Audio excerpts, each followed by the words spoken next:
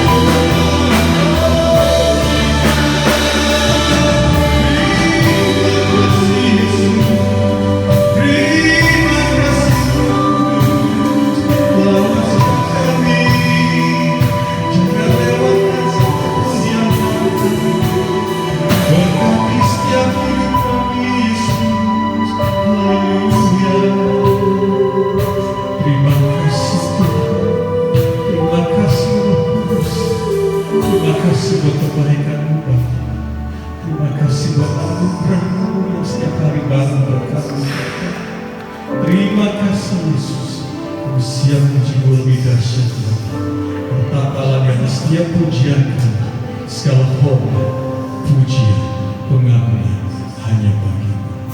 Amin. Haleluya. Terima kasih Yesus. Kamu semua senantiasa bersyukur karena kebaikan-Mu.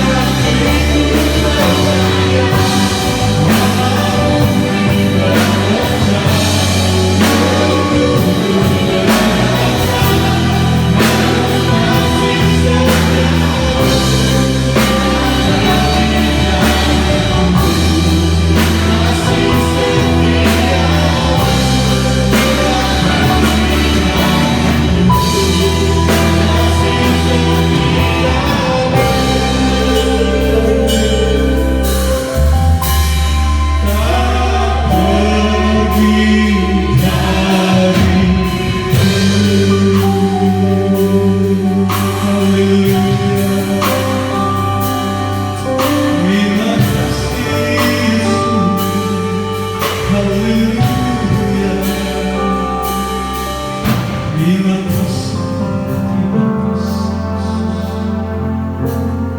terima kasih. Allah kami yang sungguh baik, kasih setianya tak pernah meninggalkan kami.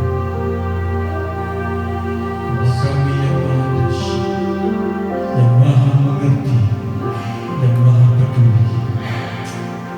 Terima kasih Tuhan. Sungguh banyak perkara yang terjadi dalam kehidupanmu.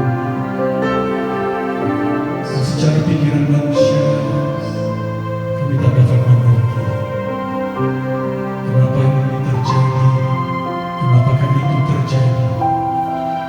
Yang membuat kami down, kecewa, marah, sedih. Tapi kami tahu Tuhan, bila kami mengerti rencana-Mu dalam kehidupan kami, bahwa segala sesuatu terjadi itu untuk mendatangkan kebaikan bagi kami.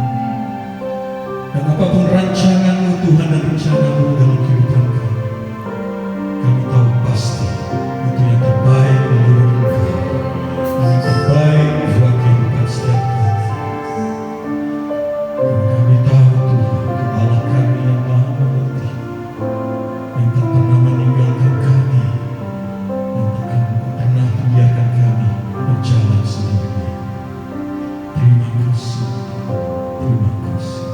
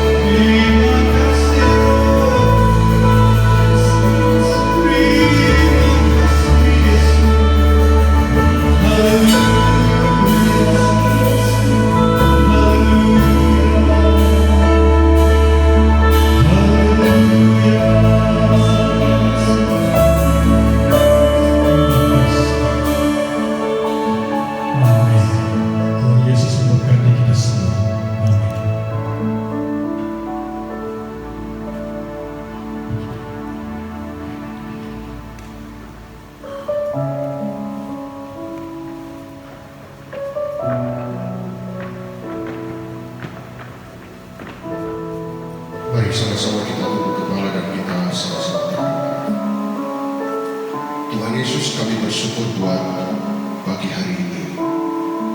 Kau berikan kembali kami kesempatan untuk memuji dan memuliakan Engkau.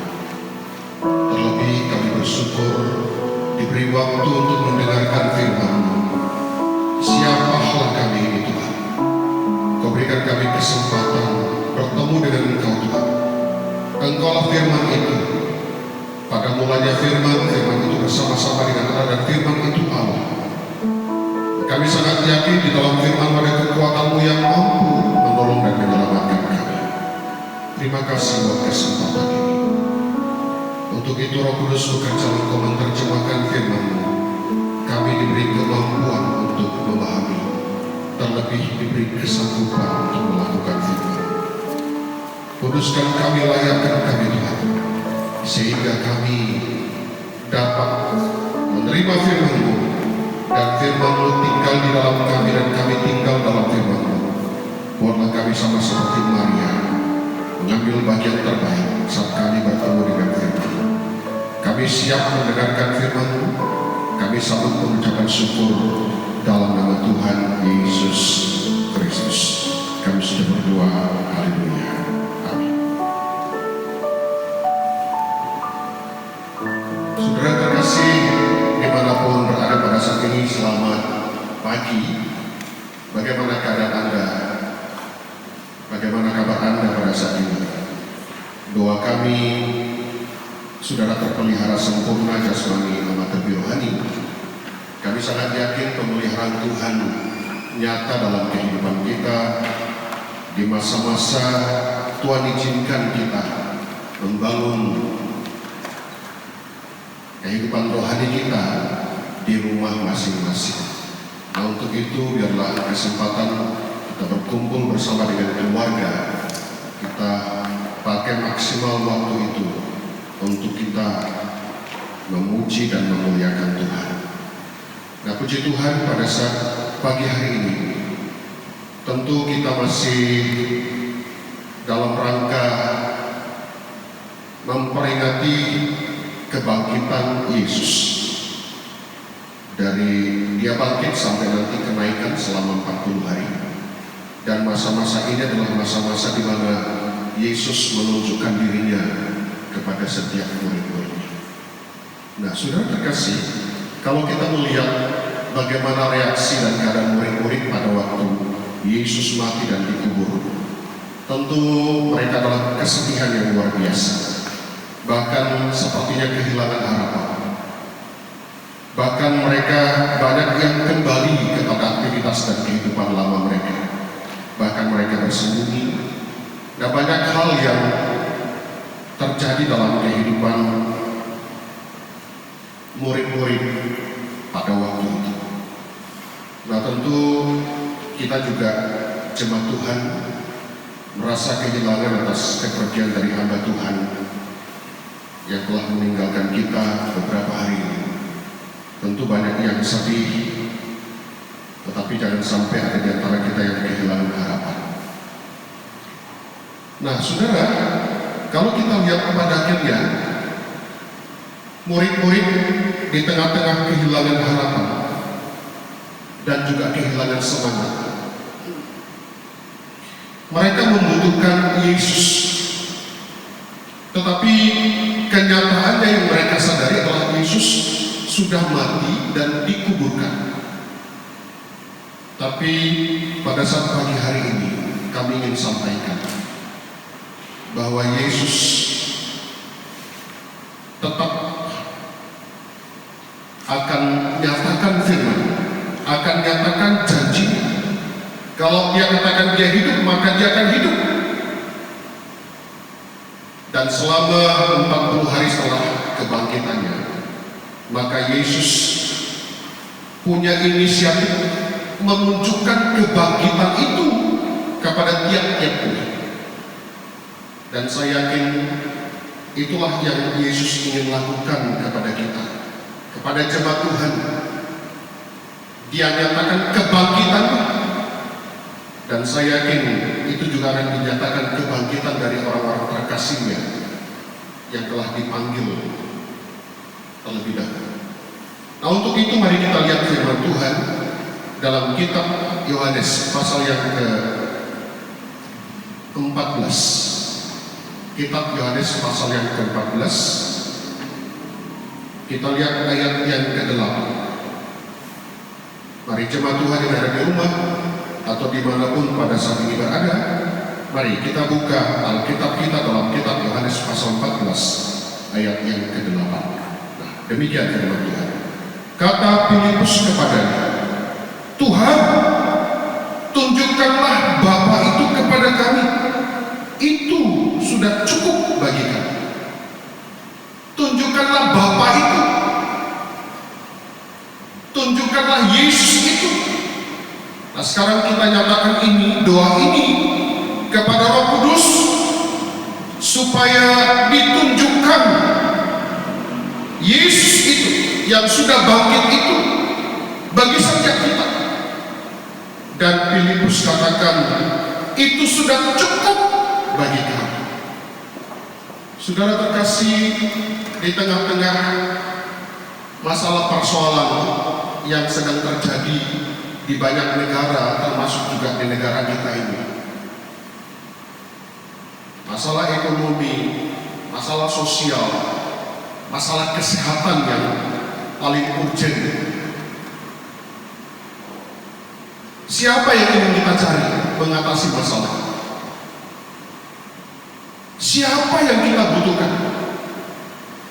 Mari kita belajar seperti apa yang disampaikan oleh Filipus. Tuhan, tunjukkan Bapa itu, tunjukkan Yesus bagi kami, bagi keluarga kami, bagi usaha kami. Itu sudah cukup.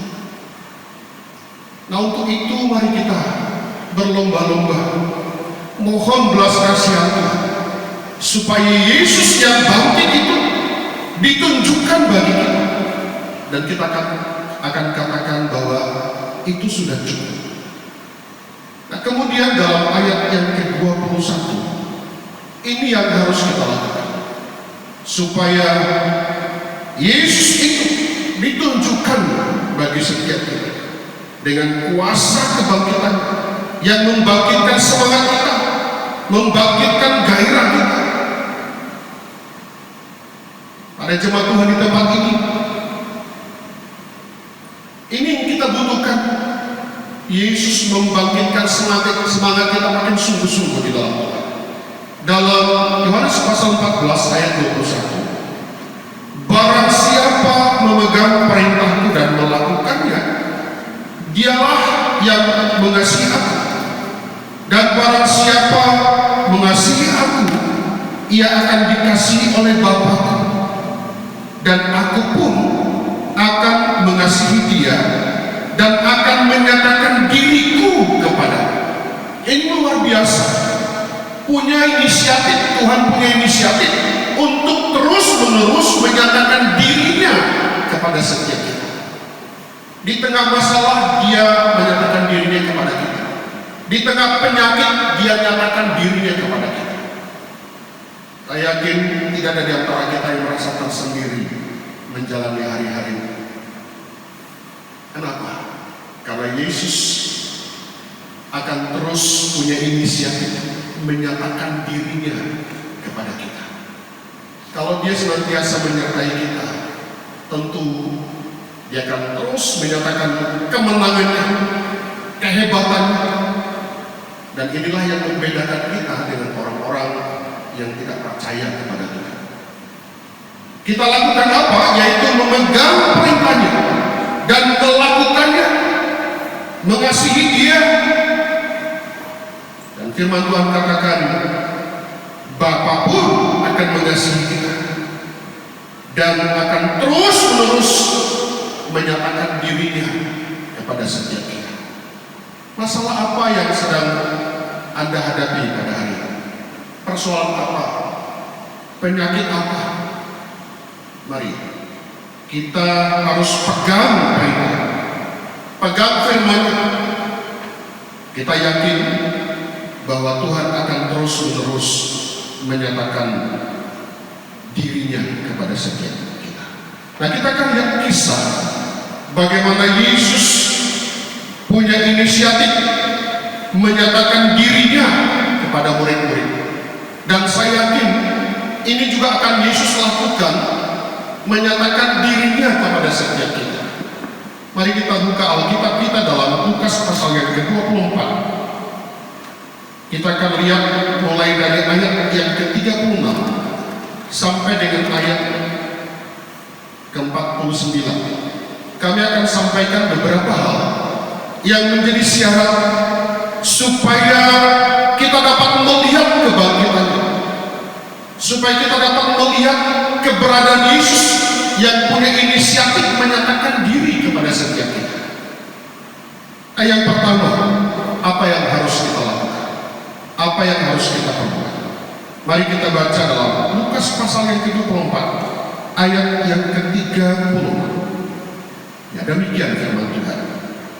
Dan sementara mereka bercakap-cakap tentang hal-hal itu, Yesus tiba-tiba berdiri di tengah-tengah mereka dan berkata kepada mereka, "Damai sejahtera bagi kamu." Yang pertama yang harus kita lakukan apa? Yaitu mempercakapkan Yesus, mempercakapkan firman. Ini yang harus kita mulai hari-hari, memperkatakan tentang pribadi Yesus.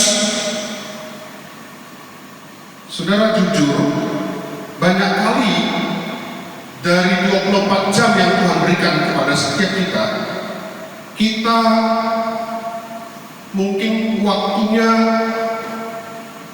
kita membicarakan Yesus, membicarakan firman dengan membicarakan yang lain, tidak sebanding.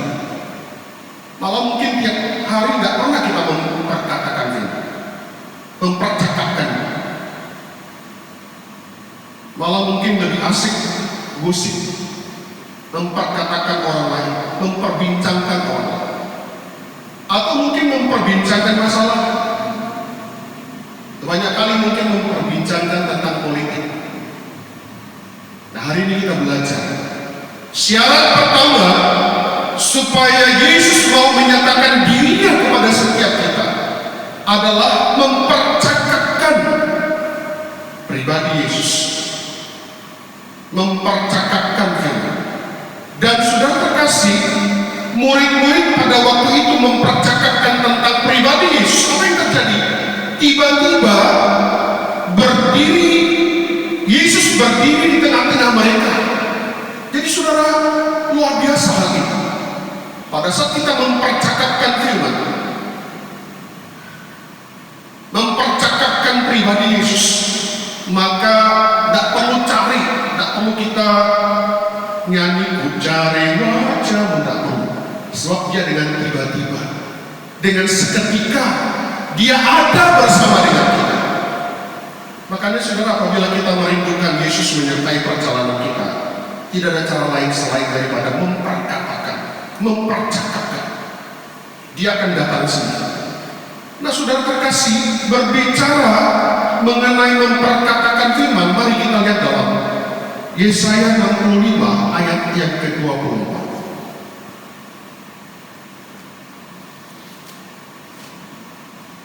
Kita lihat dalam kitab Yesaya 65 ayat yang ke-24.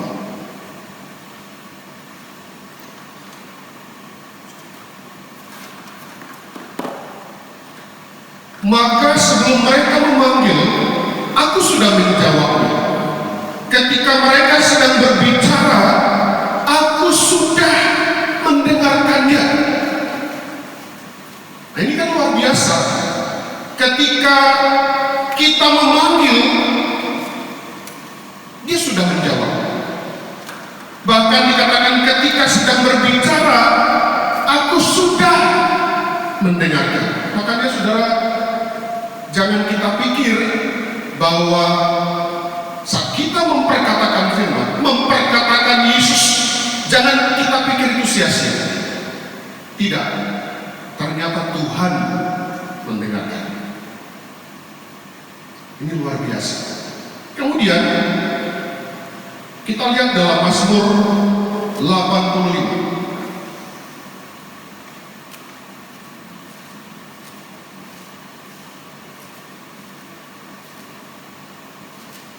kitab Mazmur 85. Kita akan baca ayat yang ke-9.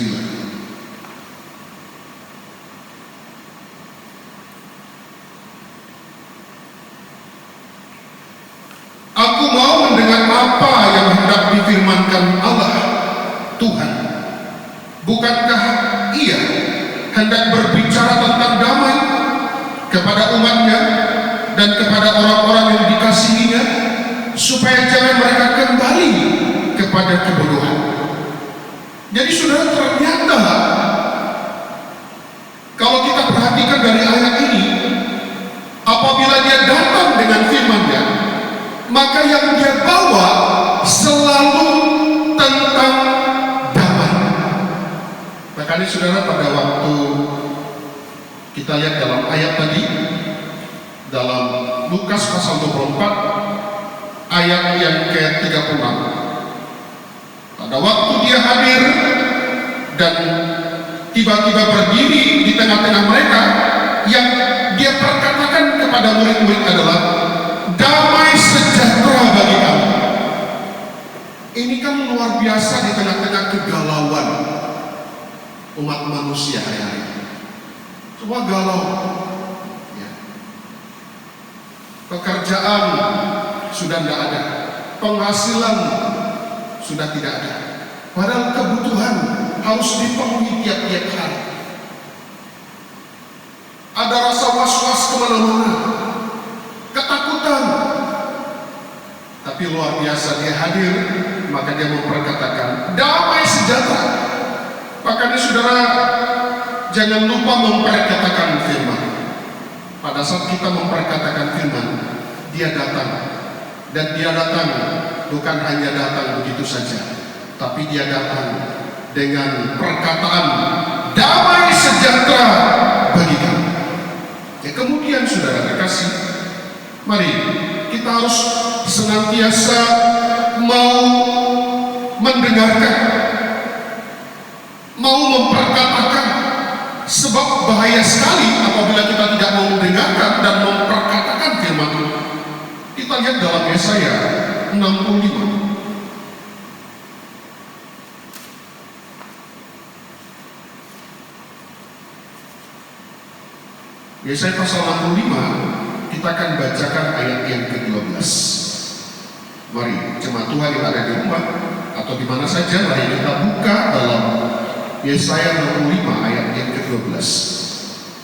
Aku akan menentukan kamu bagi pedang, dan kamu sekalian akan menekuk lutut untuk dibantai. Oleh karena ketika aku memanggil, kamu tidak menjawab. Ketika aku berbicara, kamu tidak mendengar. Tetapi kamu melakukan apa yang jadi mataku, dan lebih menyukai apa yang tidak berkenan kepada. Jadi bahaya saudara bagi tiap-tiap orang yang tidak punya respon atas firman Tuhan. Kenapa? Dikatakan kamu ditentukan untuk pedang,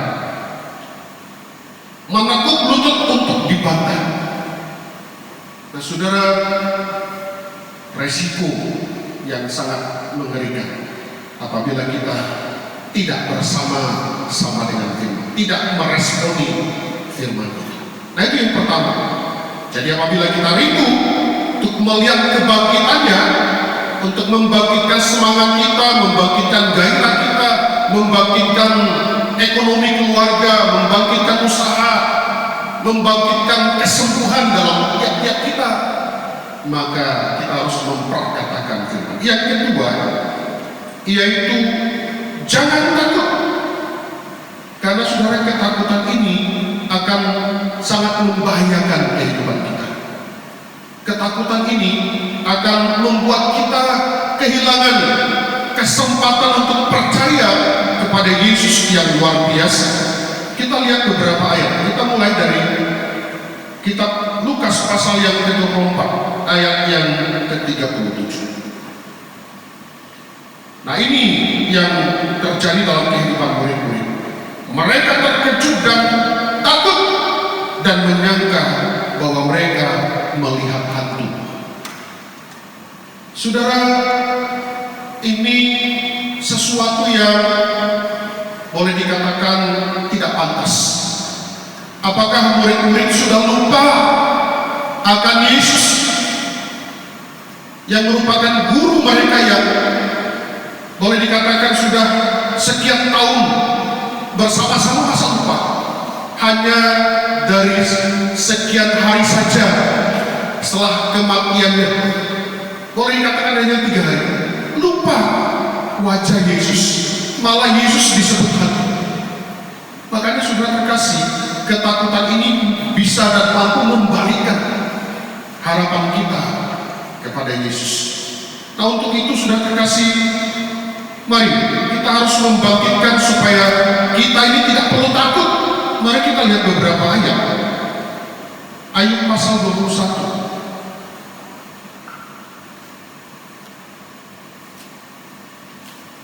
Ayat pasal 21, ayat yang ke-6.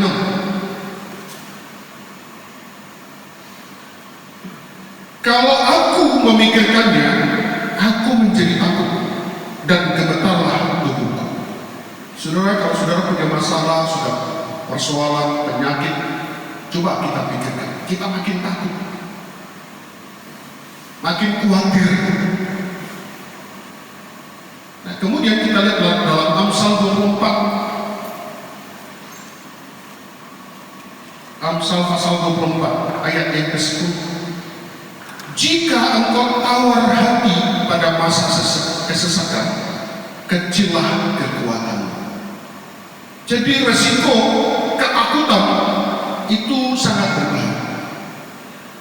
Yesus yang sudah hadir di samping kita pun, kalau kita dalam keadaan takut, itu akan berubah. Malah kita akan sebut dia hantu. Makanya sebenarnya kalau tiap-tiap kita rasa takut dalam kehidupan ini, kita telah mengecilkan keberadaan Yesus yang luar biasa. Jadi yang kedua saudara, yang harus kita lakukan adalah jangan takut. Nah, yang ketiga, kita kembali ke dalam kitab Lukas pasal yang ke-24. Nah, ini yang ketiga, ayat yang ke-38. Akan tetapi ia berkata kepada mereka, mengapa kamu terkejut? Dan apa sebabnya timbul keraguan-raguan di dalam hati kamu? Jadi yang ketiga saudara yang harus kita lakukan adalah jangan ragu, jangan bimbang. Karena saudara berbicara dengan kebimbangan ini sangat fatal bagi kehidupan orang percaya. Dalam kitab Yakobus dikatakan bahwa orang bimbang, orang yang ragu-ragu, orang ini tidak pernah tenang dalam hidup. Dan Alkitab menyebut orang seperti ini jangan harap mendapatkan apa-apa. Dalam kitab Yakobus pasal yang pertama, saudara nanti boleh baca dalam ayat yang ke-6 sampai dengan ayat yang ke-8. Jadi saudara jangan ragu akan janji Tuhan, jangan ragu akan kehadiran. Sebab setiap orang yang ragu dalam kehadirannya, maka kita tidak akan mendapatkan apa-apa. Dan yang terakhir, kita kembali dalam kitab Lukas pasal yang ke-24. Saya bacakan ayat yang ke-39. Lihatlah tanganku dan kakiku, aku sendirilah ini. Rabalah aku dan lihatlah, karena hantu tidak ada daging dan tulangnya, seperti yang kamu lihat ada padaku. Sambil berkata demikian, ia memperlihatkan tangan dan kakinya kepada mereka. Dan ketika mereka belum percaya karena girangnya dan masih heran, berkatalah ia kepadanya, adakah padamu makanan di sini? Jadi saudara, yang keempat adalah mari pandang dan terus pegang firman, pandang Yesus. Ini yang harus kita lakukan. Seringkali saudara, pada saat kita dalam keraguan-raguan, ketakutan, malah yang kita pandang masalah dan persoalan kita. Sama seperti Petrus pada waktu dia berjalan di atas air, pada waktu pandangannya berubah.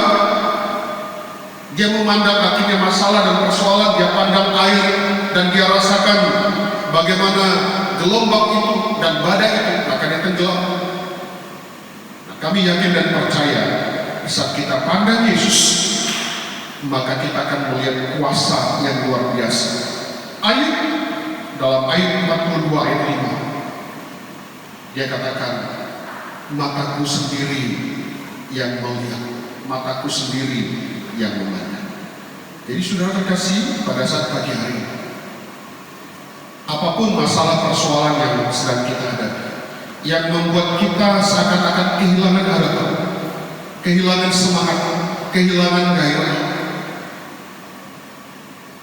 mari kita harus mengundang dia yang sudah bangkit untuk datang bersama-sama dengan kita. Seperti Filipus katakan, itu sudah cukup. Nah, apa yang harus kita lakukan? Yang pertama, sekali lagi kami sampaikan, mari percakapkan firman, perkatakan firman. Yang kedua, jangan takut. Yang ketiga, jangan khawatir. Dan yang terakhir, mari pandang dan terus arahkan mata jasmani terlebih mata rohani kita kepada Yesus. Inilah renungan yang kami sampaikan pada saat pagi hari ini. Kami sangat yakin bagi kita jemaat Tuhan, khususnya jemaat GPDI Gajah Mada ini, kita sangat yakin di tengah-tengah kita kehilangan hamba Tuhan yang mungkin selama ini bersama dengan kita. Kita sangat membutuhkan Yesus. Maka pada waktu Yesus hadir bersama dengan kita dengan menyatakan damai sejahtera bagimu, maka kita sangat yakin kita akan dapat berkata itu sudah cukup bagiku. Mari kita nyanyikan satu lagu, Lingkupiku.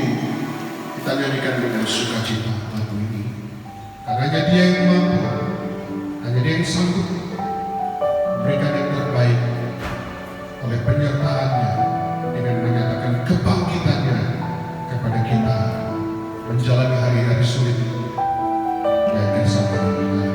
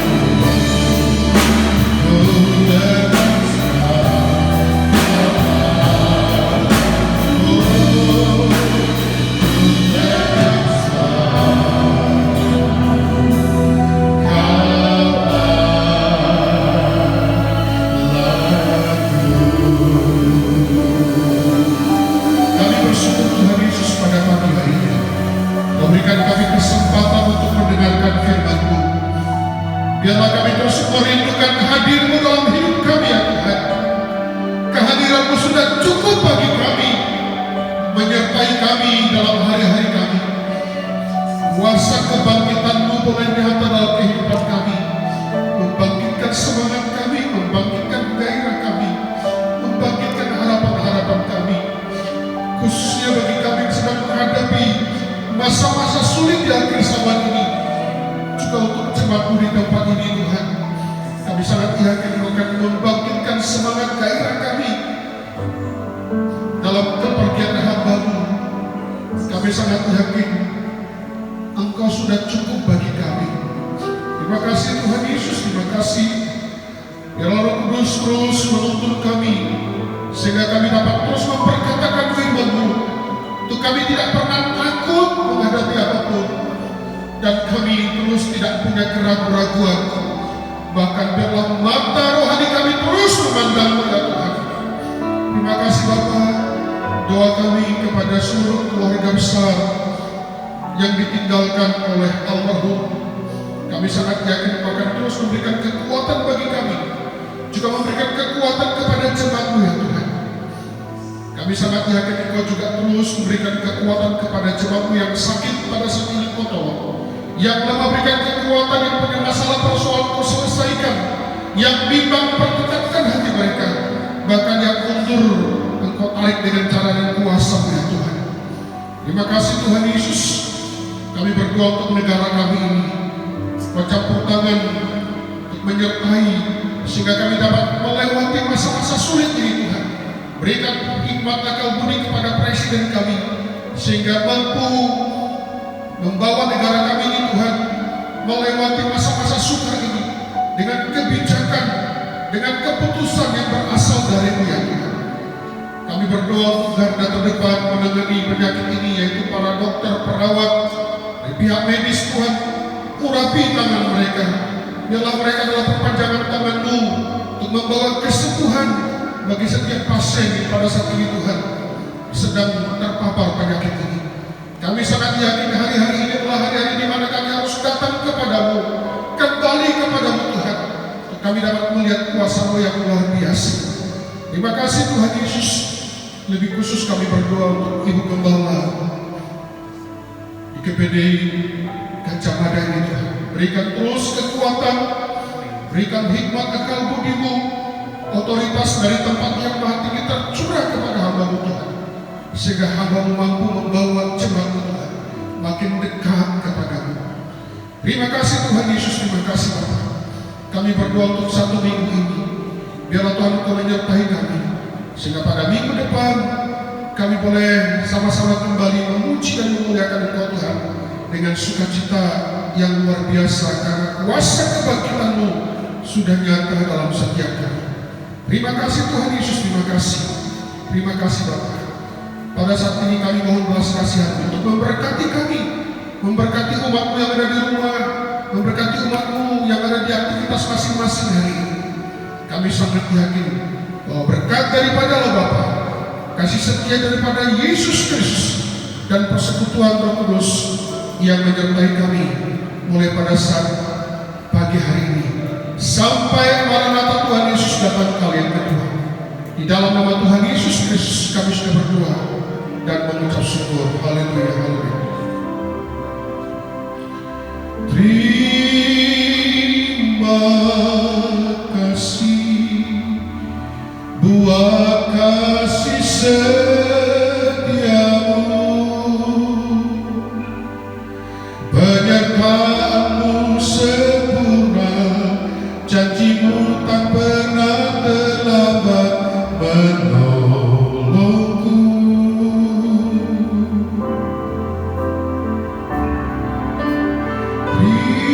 Terima kasih, ku berterima kasih